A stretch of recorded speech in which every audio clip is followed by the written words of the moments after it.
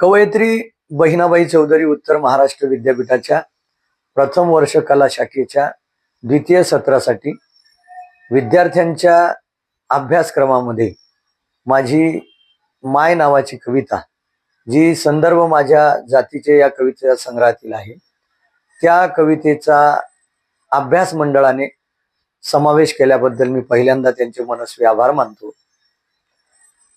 खऱ्या अर्थानं कविता ही वाचकाला आणि त्यातल्या त्यात विद्यार्थ्यांसाठी जे काही त्याच्यावर त्याच्या जीवनाशी निगडीत वास्तवाला अनुसरून जी अभ्यासक्रमात निवडली जाते, त्या अभ्यासक्रमाच्या माध्यमातून नव्या पिढीला ज्या काही संस्काराच्या समृद्ध वाटा किंवा संदर्भ या अनुषंगाने वाचता येतात, त्या वाचण्यातून त्यांना आपला अनुभव लिहिता येतो, मांडता येतो, बोलता येतो.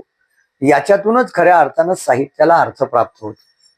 आणि म्हणूनच माझ्या साहित्य लेखनाची प्रेरणा इतिहासातील भारतरत्न डॉक्टर बाबासाहेब आंबेडकरांनी केलेल्या कार्याचा, त्यांच्या विचारांचा आणि त्यातल्या त्यात वास्तव अनुभूतीचा संदर्भ मला अतिशय महत्वाचा वाटतो आणि तो बोलका देखील माझ्या अनुभवातून लक्षात येतो. अशा या कवितांच्या माध्यमातून कविता ही कधी जगण्याला प्रेरणा देते, बळ देते, कधी कविता ही वास्तवाचा स्पर्श अनेक पिढ्यांना देत असते. त्याच्यातून नवा विचार दृढ होत असतो, नवा इतिहास निर्माण होत असतो. काही वाईट गोष्टी टाळून चांगल्या गोष्टी निर्मितीकडे सुद्धा नवी पिढी कल, अभ्यासक्रमाच्या गोष्टी, अभ्यासक्रमाच्या माध्यमातून नव्या पिढीला संस्कारित करण्याच्या गोष्टी पुढे येणाऱ्या असतात, हे लक्षात घेतलं पाहिजे. सर, आता आपली कविता अभ्यासक्रमामध्ये घेण्यात आलेली आहे, तर आपण विद्यार्थ्यांना त्यातून काय बोलतात, काय विचार द्या? विद्यार्थी मित्रांना माझ्या या कवितेच्या माध्यमातून एकच सांगणं आहे की माझी जी कविता आहे माय शीर्षकांतर्गत, तर प्रत्येकाला आई ही असते. आज काळ इतका बदलून गेलेला आहे आणि या काळानुरूप पिढ्या बदलत चाललेल्या आहेत. वास्तवाची अनुभूती ही लक्षात घेत असताना मी फमू शिंदे सरांची आई नावाची कविता माझ्यावर प्रभावशील झाली. की आई हे एक नाव असतं, घरातल्या घरात गजबजलेलं गाव असतं, जत्रा पांगते, पालं उठतात, पोरक्या जमिनीत उमाडे दाटतात. आई आई खरंच काय असते?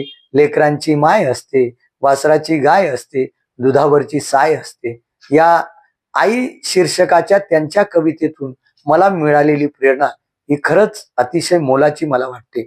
आणि म्हणूनच मी माझ्या माय कवितेतून, माझी माय जी आहे, ज्या मायनं मला घडवलं, जी शिकली सवरलेली आहे, पण एक पिढी तिची की ज्या पिढीनं कमी शिक्षणातून एक ओढ निर्माण करत आपल्या लेकरांना उच्च विद्या विभूषित करत एक चांगल्या पदापर्यंत नेण्याचा प्रयत्न केला. आणि आयुष्याची गणपती कृतज्ञता व्यक्त करताना मी निश्चितपणे माझ्या कवितेमध्ये मांडतो की मायच्या मायेनं गहीवरून आलेल्या, मायच्या मायेनं गहीवरून आलेनं ओथंबलेल्या आसवांना वाट करून देत, तिनं वाहिलेल्या आयुष्यातल्या ओझ्यांचा हिशेब जुळवत, ताळेबंद ठरवत मी विचारित असतो. मी विद्यार्थी मित्रांना या कवितेच्या माध्यमातून सांगतो की आपल्या आईनं जे कष्ट केलेले असतात, कष्ट घेतलेले असतात, ते खूप कष्ट असतात. ती विचार करत नाही, आपल्या कष्टाचा कधी पाढा मांडत नाही. मी विचारित असतो, लाकडांचा भारा, ज्वारीचा वाटा यातल्या हिश्श्याशी कितपत प्रामाणिक राहत असतो. माझी आई कांडायला जायची शेतामध्ये, राब राबायची, श्रम करायची आणि त्या कांडण्यातून किंवा त्याच्यातून आलेलं धान्य त्याच्यावर गुजराण करण्याची आमची पिढी. आणि मग मायच्या चेहऱ्यावरच्या सुरकुत्या मोजत मायच्या स्वातंत्र्याचा पाढा वाचित, बापाचा न्याय अन्याय याचं समीकरण जुळवीत बसतो. बाप तो बाप असतो. प्रत्येक बापाची किंवा त्या पिढीतल्या बापाचा विचार गणना केली तर हा बाप हा आत्यंतिक प्रश्नांनी आईला भेडसावीत असायचा, प्रश्न करत बसायचा, विचारायचा आणि त्या प्रश्नांची सतत उत्तरं देणारी माझी आई ही माझी प्रेरणा असायची. पोटाला चिमटी देत मायनं शिक्षण हे पोट समजून, पोटाला चिमटी देत मायनं शिक्षण हे पोट समजून माझ्या पोटाला घडवताना, माझ्या पोटाला घडवताना शिक्षणाची एक एक पायरी माझ्याकडून पार करीत पोटातल्या आकांताला आतल्या आत शांत करीत. मित्रांनो, विद्यार्थी मित्रांनो, हे लक्षात घ्या, आई एक वेळ अशी भुकेल्या पोटी राहते आणि आपल्या पोटाची सोय करते. आज तिला आलेल्या सुखाच्या दिशात तमाम सनातन्यांना तिचं सुख पाहवत नाही.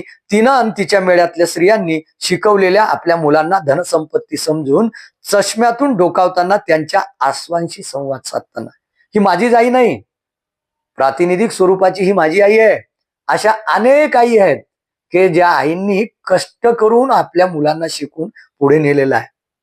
तिला माहिती नाही ती काय करते आहे, ती विचार करून बसत नाही. तिला फक्त एक विचाराचा ध्यास आहे, माझं लेकरू शिकलं पाहिजे आणि त्यानं प्रगती केली पाहिजे.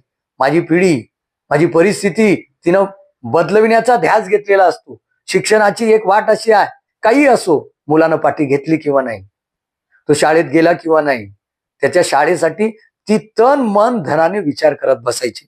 आणि म्हणून शिकवलेल्या आपल्या मुलांना धनसंपत्ती समजून चष्म्यातून डोकावताना, त्यांच्या आसवांशी संवाद साधताना, मायच्या झिंगून गेलेल्या केसांना तेल लावीत हिनं दाखवलेला मेळ.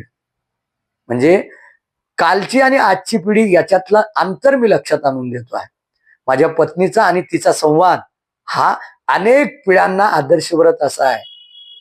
आजची पिढी आपापल्या पुरता सीमित राहण्याचा प्रयत्न करते, पण गेल्या पिढीनं म्हणजे सासू आणि सून यांच्यातला संवाद जर चांगला साधला गेला तर कुटुंबाचा विकास हा अतिशय चांगल्या पद्धतीने होत असतो.